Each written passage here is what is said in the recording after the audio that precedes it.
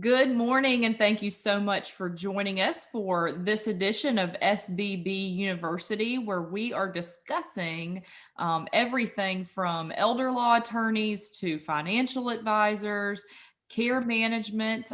This is estate planning and more. We're so glad you could join us today. So I'm going to start with some introductions. We have Miss Britton Swank, who is our elder law attorney. How are you this morning, Britton? I'm great.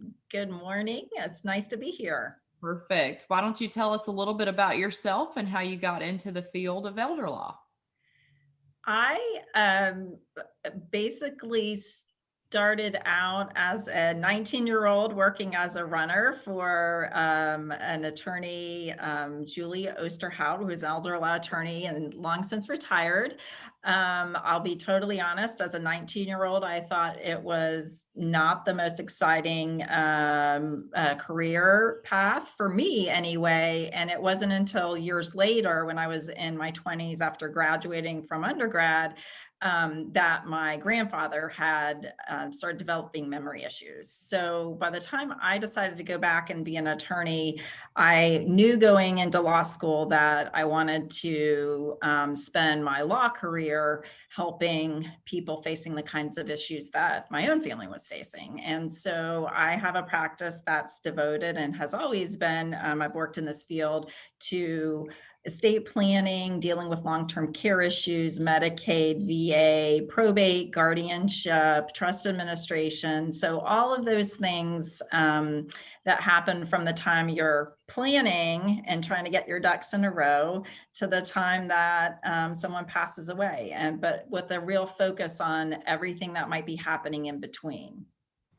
Yeah, definitely. And I think a lot of folks wait until something happens before they act. So today we're definitely going to be talking about the purposes of pre-planning. So we're going to roll on to Miss Rena Schlager with Schlager and Levin. How are you this morning? Very good, very good. And welcome. I'm happy to be here and actually honored to be among this very astute panel.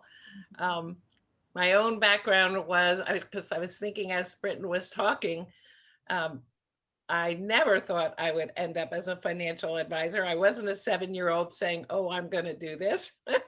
I was originally in music, violinist, music education. Through certain circumstances, ended up in that music school's business school, and was going into accounting and CPA. And a lot of people in financial planning start either in insurance, which is really product based, or money management, investment management. And my background was an auditor, learning about controls and the big picture and areas of weakness. And so when I joined my husband's firm, I basically didn't have no one told me how to do financial planning. I just looked at the whole person and said, well, what would I want? And I'd want someone to have the total picture of me and partner with me through whatever I need financially or otherwise.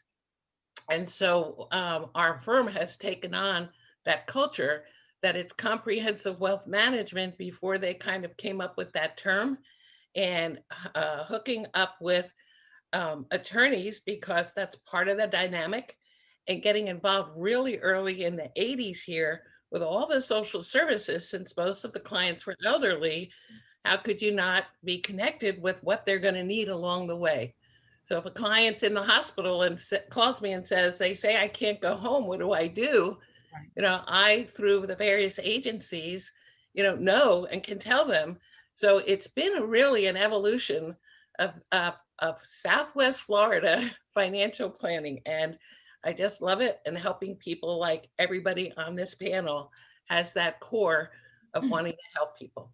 Absolutely. And you cover so much more than just financial planning. It's tax season, so we appreciate you being here. I know how busy you are. All right. Next, we have Mr. Jeffrey Testerman, who is joining us from Gallagher Funeral Home. How are you this morning? Doing great, Amanda. So I'm always so happy to sit on the panels, and especially when we go back to live so we can have interaction.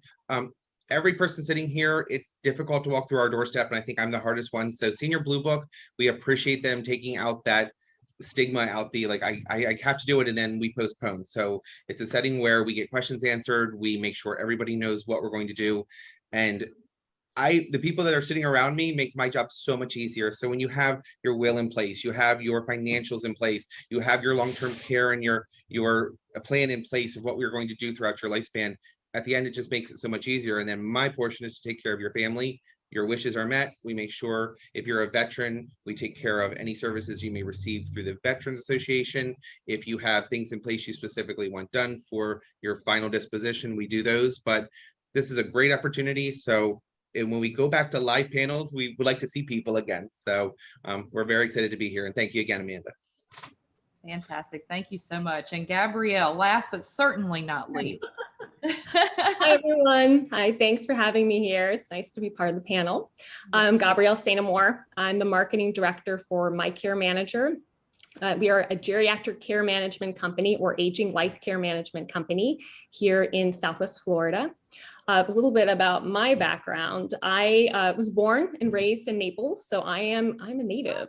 But I didn't stay here. I actually decided for college to move to Orlando first, and then I went to the West Coast. I decided that industry-wise, I wanted to explore entertainment. So I lived and worked in Los Angeles. I went to school at Pepperdine. I got my MBA in marketing, and it's an exciting industry. There's a lot to learn. I have much experience that I brought from the entertainment industry. After 10 years in Los Angeles, I decided that I missed the East Coast. I missed my family and everything. And took me to New York City. So I'm actually, recently I'm from New York City, but you can't tell by, talking to me because I'm so friendly and everything. I'm just kidding. But so I lived in New York, lived and worked in New York. I love New York City. It's a great town. I just continue to build my career there. Industry wise, I've varied industry experience, not just entertainment, but a lot of experience in healthcare as well. Last year was a big year for all of us, a lot of changes.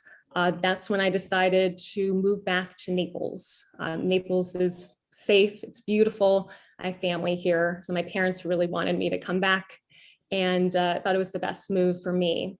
My husband, and I have a husband and cats, we all came down last fall, and we felt it was the right move as soon as we got here. And not long after I relocated to Naples, it's when I found My Care Manager. I was studying, I researched before I got here, industries, Southwest Florida, what industries are, the most, the largest, and, where would I fit best? And with my background, I found that senior living or senior care would be, a perfect fit. And, I'm being passionate about senior citizens myself. I found My Care Manager and, found that their holistic approach to care, way that they help elderly maximize their quality of life for as long as possible. It was amazing to me, and just really, fell in love with, just being in this industry. And, I'm honored to work with my care managers and my group. And I'm just happy to be here. Wonderful. Thank you so much. They're very lucky to have you. It's like being the daughter that they never have when you're in care management. So I think Exactly. it's a very honorable field. So you chose correctly. All right, so let's kick it off. Britton, by the way, for anyone that's watching right now, put your questions in the chat and we'll make sure that you get your answers as soon as possible from the panelists. So we'll start with Britton. Britton, talk to me about what is the single-handedly most important document that a Florida resident should have in place, and why? So my favorite document to talk about is a durable power of attorney. There are a number of components to having a good estate plan. However, the document that tends to create the most troubles in helping carry out, whether it's a care plan or making sure we have the funds and access to funds to pay for care for someone. It's hands down, having a good durable power of attorney is going to be, I think, one of the best tools that you have in your estate planning toolbox. What I see on a routine basis is people who move to Florida and had documents prepared out of state. They come to Florida, they, go through their routine. The out-of-state power of attorney may work fine for certain types of things. But then what happens is when we have a real change in someone's capacity, for example, or there's a stroke or a major catastrophic event health-wise, and we need to do some real rearranging perhaps of finances or accessing, for example, someone's retirement account to try to pay for care if that became necessary. That's when we find out that the out-of-state power of attorney doesn't work. And that's not when you want to find that out. One of the things about our state law is that we have a lot of safety nets built into our statutory system and framework to provide a backup situation for when people don't have the right documents. So if you don't have a healthcare surrogate, which is your healthcare decision maker, well, the legislature has developed one for you. Now, I personally don't rely on what the legislature thinks is best for me, and I don't think anyone else should either. But there is a statute that will step in and give us some direction, and that's true with people who don't have a will, for example. But there really is no substitute for not having a durable power of attorney that works. In our statutory framework, the substitute, and what ends up happening is we have to go to guardianship court, and it's a necessary part of our legal system. We need that safety net for people, and we're lucky to live in a country where we don't take away people's rights without a lot of due process, and so all of that is very important. However, guardianship is a very expensive process. All that due process costs money. And so it's hard for me to have to look across the table from a caregiver spouse, for example, or adult child and say, I'm sorry, our only choice is to go to court, and we're going to spend thousands and thousands of dollars there instead of that money being available to help the person. So I think that's one of the first things people need to think about. Wills, everybody seems to at least know what that is. Yeah. When you talk about durable power of attorney, I think that there's a real void in terms of people's knowledge of how important that is. I can't tell you how many times I've had a spouse say, well, what do you mean I can't use, get money out of their IRA? We've been married for 50 years. Or what do you mean I can't sell the house? Right. So I don't like delivering bad news. So the more I can get ahead of that, the less bad news I have to give. So that's always my first pick. Certainly other important documents, but that tends to be the big troublemaker in my practice.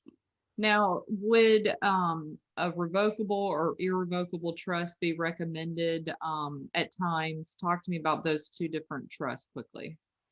So first of all, trusts are a great estate planning tool. And I think that depending on someone's circumstances, it's going to be the best choice. But it's also true that not everybody needs a revocable living trust, for example. And I think there's this misconception in the general public that if you're not someone who has Bill Gates type wealth, that there's no reason for you to have a trust. And that's not true. Mm-hmm. It really depends on the type of assets that you own, who you're trying to benefit. For example, when you pass away, is somebody disabled? Do you have someone with an addiction issue? These are all components. I mean, if we're talking about having a client who has real estate in multiple states, those are all factors that are going to make having a trust as part of your plan, I think, important. And that would lead me to kind of come down in favor of that. But I think people will come in certainly to my office and say, well, I was at Ethel's house yesterday and she says she has a trust, so I need to have a trust. And then we sit down and we look at it and I say, well, that may be the right choice for Ethel and I can prepare a trust for you, but here's why I'm not sure it makes sense for you to do it. It may be that that person can absolutely avoid probate, can plan for potential incapacity, all without ever using a trust or paying for one. Right. It depends. Yeah, it Typical does. lawyer answer. That's always the lawyer answer. It depends. Yes, it always depends on your individual circumstances. All right, we're going to move it along to Jeffrey. Mainly because I think a lot of people don't realize that your power of attorney actually dies with you. So what are some things that people can do to plan ahead and make sure their wishes are carried out because their power of attorney can't make those changes or carry out their wishes? So talk to me about, I know that's got to be something that happens to you a lot. It is. And Britton, this perfect follow-up from her, the most important document that we can have a lot of times is the durable power of attorney, where your power of attorney ends at the time of your passing. It's done, it's complete. Your durable power of attorney, if written properly by the attorney, does extend a certain period past the time of death. It allows you to name an individual that can make funeral arrangements for you. And here in Florida, so many of our families are not following us down. So you retire here, you live the Southwest Florida lifestyle with our beaches and beautiful weather, but the family can't come down. So the state of Florida, again, put statutes on us that says, I must go to 12 people even before I can get to that guardian if you're in guardianship. So I have to find a cousin that you've never talked to in 30 years that lives in, Western Kentucky, and they're going to sign your cremation authorization or say, no, they want it to be buried. Where if you have someone who is taking care of you or someone that you've put in charge, that person is immediately named at your time of death in the durable power of attorney. The same with this. Ethel gets all of us. So Ethel tells you also need 12 death certificates. It's individual based for us as well. So, the documents you come in with, we go over, we talk to you, we find out exactly what you've had and what your family needs to do that. And it just makes it so much easier. So again, first step, to go to the lawyer, have your estate plan drawn properly up, go to your financial advisor so you know where you can place things so your money will not run out. They're gonna all of us are going to tell you that you need to do these things to put it into the basket and then tuck the basket away and go live your life, because you don't have to worry. You just kind of have to check it every 2 years-ish, and your financial planner will call. I will not reach out to you or call you, I promise. Once it's all done, we'll take care of you at the end. We'll give you a card. But that's the big thing. Everybody knows the will, and it's in the will. The will doesn't say exactly what you want. It just says that the person who's the personal representative has to pay the bill at the end. Right. The other thing we get a lot is, I don't have to worry about that. I have life insurance. With our funeral establishments, we now put money either into escrow trust or into an insurance policy. You're paying for it up front, paying it over time, and it stops. It's a whole life policy. When you have it paid off, there's no more that is charged for those services, whether it's 10 years, 20 years, however long it is between the payoff date and when you pass away. A lot of people, they're advertised on TV. I won't mention their names, but they have a system where you pay until you pass away. So if you're in your 70s and plan to live till 100, you're paying 30 years on this policy that is a fixed amount. So you get a $10,000 policy and you pay over time, you may end up paying $15,000, $20,000 on it, because it's not dollar for dollar, it's dollar for unit. So it's a difference. So all of us working together make sure that we put everything in place. I'm so glad about the durable power of attorney, because that resolves so many issues that we have down here where we do have a guardian or we do have someone taking care of the loved one or the neighbor that they come in to make funeral arrangements, and I'm so sorry they have a child that's estranged for 30 years. I have to go find them and make sure that they sign the cremation authorization. And that kind of leads me to my next question for you, because I mean, you probably deal, I'm sure Britton does as well, but you probably deal with family blow ups because these things are not discussed. So, talk to me about the importance of not only pre planning, but also discussing your wishes with your family members so there's not that big shock factor. And just like the cost of living is going up, the cost of dying is too. So, why would we want to pre plan for it now? And how does that work? So exactly. I can incite a riot at my arrangement table by asking what was mom's favorite color. It's that simple. When you put it in your own handwriting, number one, it tells your family exactly what you want, exactly how to carry things out. There's no guesswork. They're not sitting there thinking we should have done or we could have done. Right. Same thing with drawing up all your documents, and your wealth management person and your financial planner can be your best friend because they have that all set, all done, and then everything's just distributed so much easier for you. So yes, everything goes up. The I have life insurance mentality doesn't cover the fact that every 10 years a funeral doubles. So simple math, it's $5,000 now, it's 2021. 2031 is expected to be, $10,000. The value of your policy doesn't go up. That money is designed to leave to your family to cover expenses, to cover items that they have to take care of, to pay off your home. And so you leave that in the family. So life insurance is, I would say life insurance is for the living.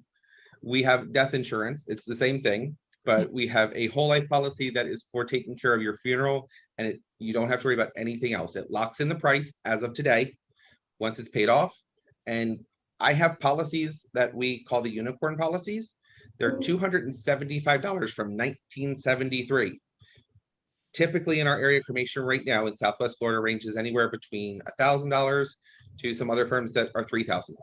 Wow. Mm-hmm. Now you're locally owned and operated, family owned here in Southwest Florida. If somebody does do their pre-arrangements with you, and then they relocate up to Ohio to be closer to their family, how does that work? So we partner with insurance companies. So we would put you into an insurance. The insurance company pays the balance. So as long as the other funeral home accepts that insurance, they will cover everything that is required by them. So it's a simple cremation is every state, the exact same 5 items. The insurance company says we will cover that cost. So it's nothing out of your family's pocket. Awesome. Thank you, Jeffrey. Mm-hmm. All right, Gabrielle, how are you? Good. Thank you. Now, you are such a special advocate with families, and you probably play a very important role between everyone on the panel here. So what exactly is a geriatric care manager or a life care specialist? Is that what? Aging life care manager. Yeah. Talk to me about what those terms mean. Well, sometimes care management can be confused with home caregiving. Geriatric care management does not involve like household chores, cooking, cleaning, bathing, or any healthcare nursing, but we work together with agencies that do. So we work together. We would be like the communications hub, the facilitator, the advocate. That is like kind of in a nutshell what a care manager does. Care management services, it's a wide range of services and activities, basically to help the elderly manage their health and their lifestyle. One of the big things that care managers do is we plan and coordinate their medical care and other services. We find professional resources for our clients. We reach out to the community. We have referrals to attorneys, insurance agents. We have a great number of companies, people that we work with, but we want to find the best fit for our clients. So that's a big part of our role. Becoming the advocate, that is the care manager's main duty. We are the advocate on behalf of the client and their family. We work a lot with the POA, with the person of authority. That's the one who is typically the main communications link with us. For the client. We facilitate, or the care managers, we facilitate communication among the client's family, the healthcare professionals, their attorneys, caregivers, anyone involved in a decision-making process, decision-making or medical situation with the ones who are there for them. So it's a lot of coordination, whether it be, sometimes mediation is a big factor, counseling. There's a lot of things, support involved as a care manager. Background of care managers, typically social work, psychology. They have degrees in those fields. And so that is, part of a big part of their job, not just taking them to the doctor or, transportation or finding relocation. It's being there, that support system for our clients. And finding the word counselor behind our names. Exactly. A counselor, someone to lean on. We'll get calls. We have a 24/7 hotline for our clients. They'll reach out, not just for emergencies, but there's sometimes it's just for comfort. But we're there to answer the call and be that support system for them, the client or the family. And we were talking about family conflict. That's a big thing when it comes to what a care management company does, is helping to resolve or at least manage manage the conflict among the family. And it's challenging. I mean, it's challenging for all the professionals here on the panel. Yeah. You try to be the advocate, but there's other parties involved. Yeah. Who, for example, would be a good candidate for care management? A good candidate for care management would be a client whose family does not live in the area, does not live locally. A family member will reach out to us. This is pretty common. Grandma or mom, dad, they live home alone and they have medical issues, or they're starting to have some decline. So they're at a loss. I have these conversations frequently. The family they need help and they don't even know where to begin. And sometimes they're not even quite sure what we do. So explain what a care manager does and how we connect them with the right resources. We find, they might say that they don't have a will in place.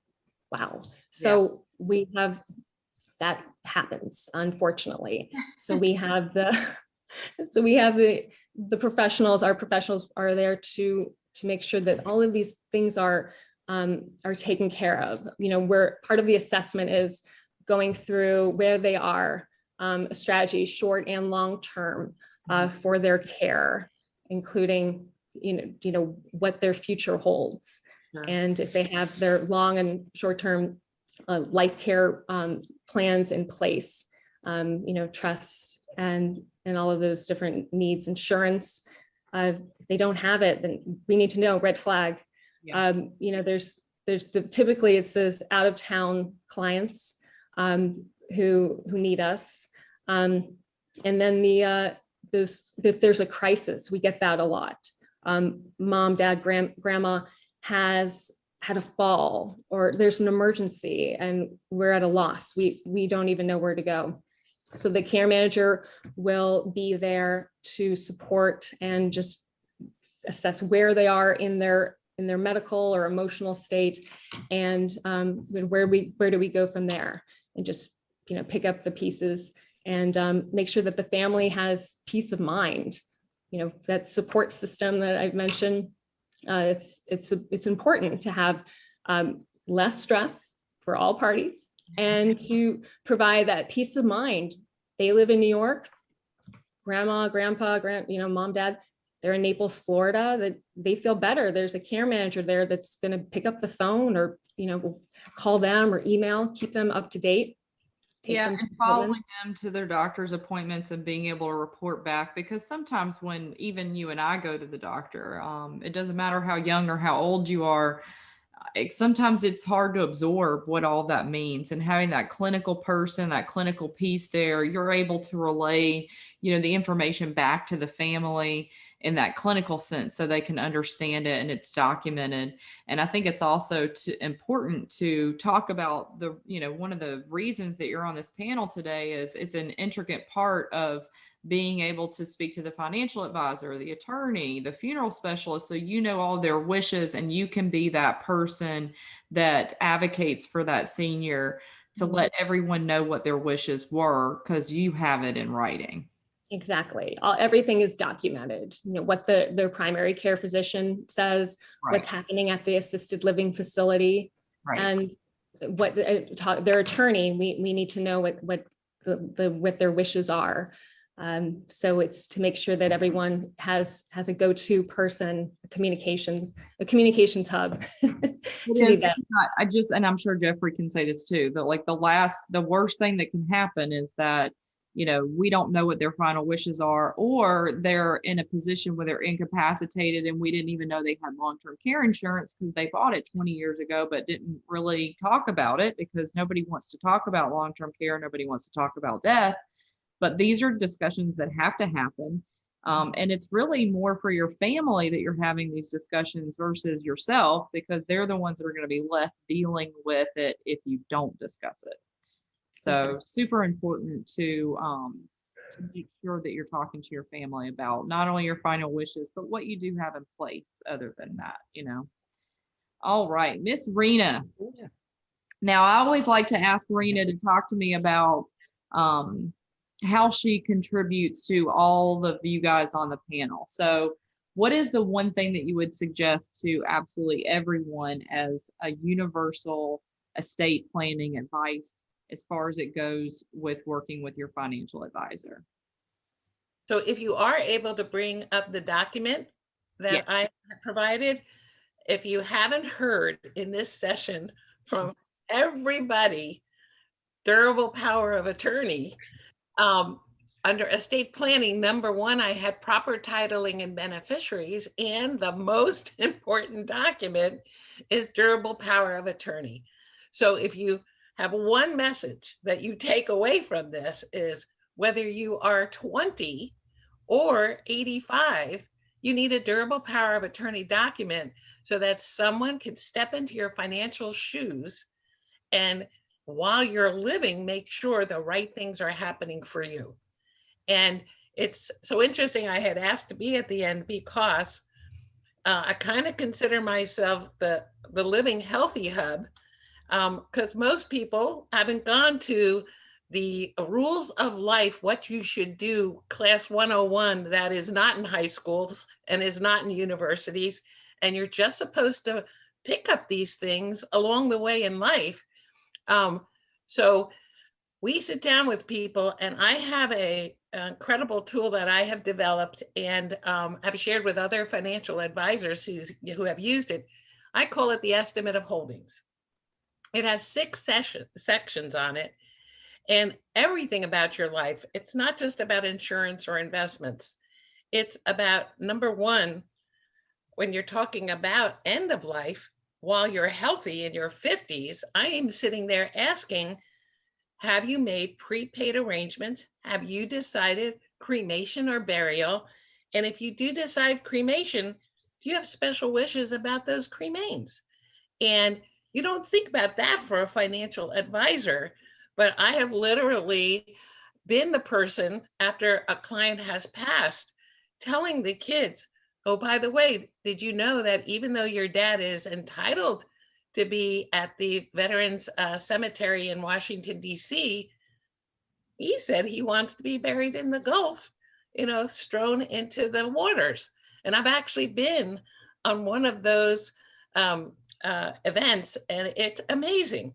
But I had children basically saying, if you didn't tell us, we wouldn't know. So most important, I have throughout the practice is making sure there are beneficiaries on any investment that has an ability for a beneficiary that avoids probate, and you're dictating, you know, what you, whom you want your assets to go to in your life. Just like everyone has echoed, if you want someone in charge that you know, trust, and love, then you can name that person instead of have to go through that guardian process. So I just want to echo that legal document I couldn't say enough about. But I also give people a piece of paper that goes with their important papers. Number one, everyone needs to know where your important papers are and who do you suggest, you the client, who do you want them to call first? So if they only have the attorney, yes, call the attorney. But if you have a financial partner and you call the financial partner after the medical has settled down, I've literally had a client call me that she just fell on her driveway. And I was the call before 911. And she goes, Rena, can you come over? So first of all, you always say yes, because that de-stresses. So I said, of course I'll come over, but tell me what's going on. She tells me she just fell. And at the end of the call, I go, so you agree, let's call 911? Yes, let's call 911. So I'm not the medical first call, but the first call, because we have on this estimate of holdings, every position that these people have, whether it's through our firm or not. You know, if you have comprehensive wealth management as your partner, as opposed to maybe a stockbroker who may call themselves a financial advisor, but all they're following are the stocks and bonds and accounts they have with their firm. So instead, I'm sitting there counting up on each one. There's a long form with cause of death. There's a short form without. Everything insurance company related has to be a long form with cause of death, even though it may not make sense that they need to know, but that's the way it is. We also will tell you whether they need the certified copy versus just a copy, because that's really changed over the years. So you can walk into Jeff's office and say with some confidence, you know I need 12 certificates, or I only need 2 and 2, short and long. We send people to Britain so that they have the documents they need. And in fact, when they come to us with documents, we get copies of everything. We'll read through it. We'll give them the non-attorney, I do not give legal advice. We give them the non-attorney interpretation of what their documents say. And I have people who say, well, that's not what I wanted, or that's what I wanted 20 years ago. That's not what I want now. So we're often sending people to the attorney, and it may take several appointments for them to actually do it, but every appointment we're making sure legal documents are up to date. Back in 2010, Florida changed the legislatively at the state level, the durable power document. So we were sitting there basically saying, you got to call your attorney. Does your document need to be updated? 90% of the time it did. And I talked to some attorneys about why they're not, a lot of them didn't reach out to say, you need to update this. That's for another panel discussion. But the whole point is, when people start failing, if they don't have their family around, we're going to call people like Gabrielle and basically say, here's the person who, just like I work with you on all the aspects financially, now here's someone who's going to help you coordinate your care. And if there's something else she needs, we are interconnected so that we can help you. I also wanted to mention that I personally, in the 80s, I had a friend working for a national cremation way back, $450 I was quoted, and I was just not ready to make that decision back in the 80s. So I did about, I think it's 10 years ago. So 10 would be like in the 2000s, 2010 already, $2,700 for the same thing that was quoted $450. So, Jeff's telling you the truth, how the pricing changes. But now that I did it at $2,700 back a little while ago, my husband didn't make the decision till 2 years later. His was more expensive. I'm locked in, I'm taken care of. So I did have this posted up here because besides that, most important things, I always like to tell people hot topics. This year, tax filing is for 2020. If you are doing the taxes yourself or going to a volunteer, they may not have picked up that if you're not itemizing, people think, oh, well, now I don't get my charitable deductions. This is the first year for 2020. that you can get up to $300 as a charitable deduction if you give those receipts to the preparer, even though you don't itemize.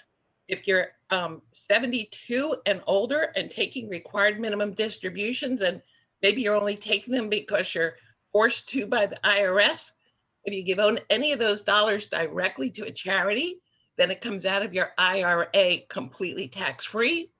If you have life insurance and you think you don't need it, I will tell you that you do if you are married, because at the first passing, the lowest of the two Social Securities disappears. And it is very difficult today to replace lost income. There's the second reminder about durable power document. And I'm saying ladies because in a husband and wife scenario, normally documents or accounts are opened with the husband in the first position. When it comes to credit cards, every person, male or female, needs to have cards that you're in the first position. I had a client who husband passed away. They had probably $20,000 or $30,000 of available credit. He passes away. She has no credit and she had no credit history. So her first card that she opened in her 70s gave her like a $2,000 credit limit, which these days may not be enough. Online wallets and passwords. I had a 22-year-old tragically pass away. He was online with things like a Robinhood account, you know, those brokerage platforms. He had cryptocurrency. No one knew any of his online IDs or passwords, and it's just all gone, just gone. So make sure you know each other's online IDs and passwords. And if you are in the growth mode where you're working so hard and you want to eventually retire, I can't say enough, almost equal to the durable power of attorney document. If you aren't doing something now to create a pension, a guaranteed income stream, like another Social Security, you need to start that today, because time helps to make that happen. And so the earliest you start, the better chance you have of, after working all your life, being able to relax and have a few dollars to help you out there. So there's my estate planning hot topics and most important document. It's just a true fact. Yeah, and you're such a wealth of knowledge in so many different arenas. So for anybody that is online right now watching this, make sure that you put your questions in the chat and we will get those answered. Rena's expertise obviously flows through financial planning, tax, IRAs, Roths, everything from, gosh, even stuff that I wouldn't know that she knows about, right, Rena? I won't even go there.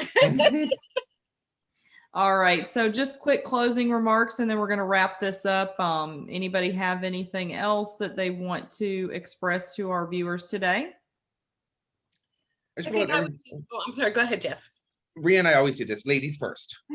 Because I'm going to talk about you. I think the most important thing is, do not think that you don't have enough money to need this advice. Probate starts with $1, and having the right documents can be the difference between having enough to retire and not to retire, or live comfortably and not live comfortably. So I have no minimums. There are many financial advisors in the area that don't have minimums. You don't need to wait for one Sunday a year for a free financial planning call to get answers to your questions. You know, most of us will talk to you for free and at least an initial visit to see if we have value that we could add.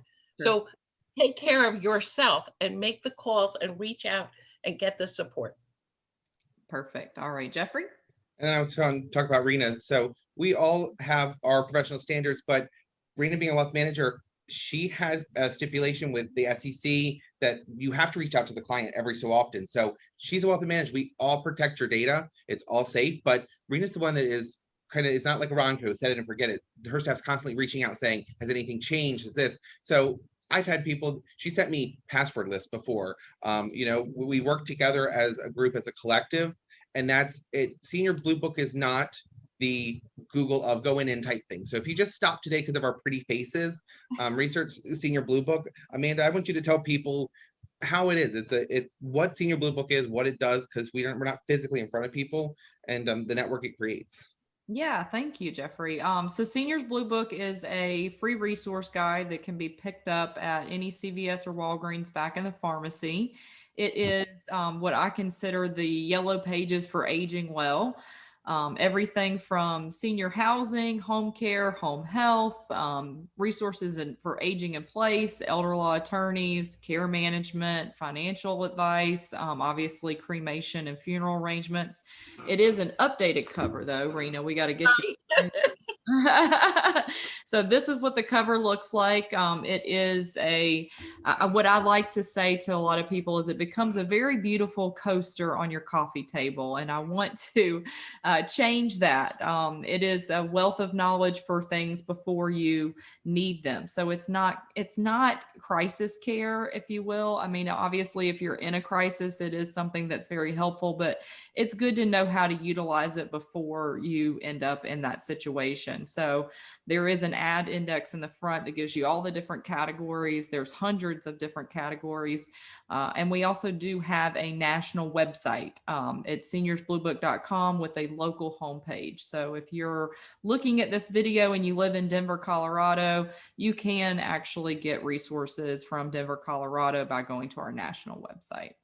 But thanks for that, Jeffrey. I appreciate you reminding me to tell everyone everything about Seniors Blue Book. Yes, and Amanda Barton, who manages ours here, does work extremely hard to build the good network. So we're not going to say everybody, it is an advertisement, but we all partner. As I said, everything we've told you, where I've known before the families walked in that exactly how many death certificates. I've had the DPA emailed to me before they walked in because we all partner together and work so well and care about people, really and truly do. Yeah. So.